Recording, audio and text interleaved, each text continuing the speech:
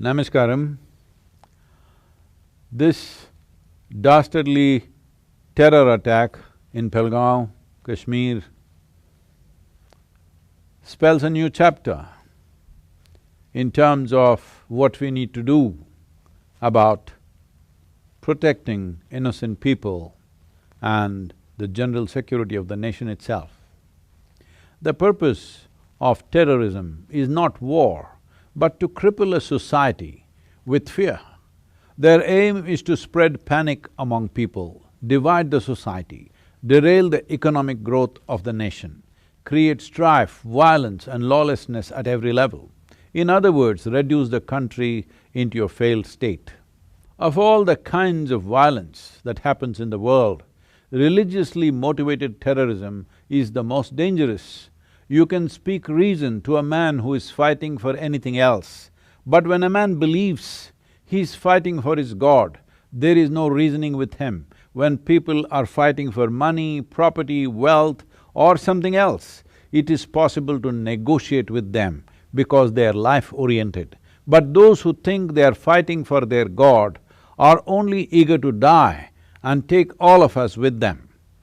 After more than 1,000 years of external invasions, foreign occupation and extreme poverty, this nation is now on the threshold of economic well-being. This opportunity and possibility has not come free, but out of much pain, suffering and sacrifice by generations of people before us. Therefore, it is our duty to bring their efforts to fruition and make their dreams come true. It is obvious there are certain elements who do not want this nation empowered. It is high time we defeated nefarious designs of these anti-national elements. And a steely resolve and an iron hand is needed right now. There are those who are not committed to the idea of nationhood, and they cannot be dealt with softly. If we want to preserve and nurture the sovereignty of this nation, these elements who are willing to kill indiscriminately and also die in the process, whose beliefs are not concurrent with the fundamentals of the nation-state, should be dealt with an iron hand and a steely, long-term resolve.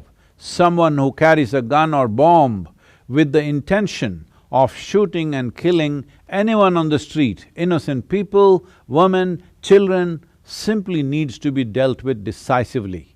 If we want to exist here as a nation, we have to learn the fundamentals of how to maintain the sovereignty of this country. It is important that anybody who threatens normal functioning of society and the nation must be put down. The long-term solutions are different, but this fighting for God has to be put down absolutely. It does not matter which section of society it comes from. These terrorists are not always political pawns or tools in somebody else's hands. Those forces who cater to such elements are always there. But when one says, let's go fight and kill people for our God, whether you directly participate in it or not, as long as you believe that your way is the only way, you are a part of it.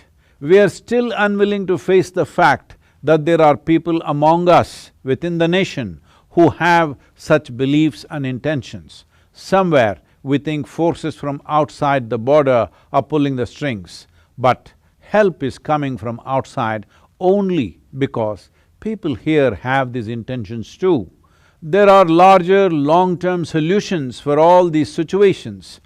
We must nurture the integrity of the nation and a strong bonding among people of different social, ethnic and religious backgrounds. We must bring a more equal distribution of education, economic opportunities, wealth, welfare on all levels. Socio-economic development has to reach everyone so that youth do not go in the direction of terror.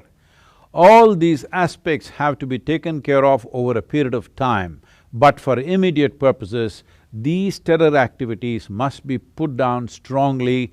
This lawlessness has to be brought to an end. In the larger picture, what we need for the country and the world is more inclusiveness in individuals and institutions of society.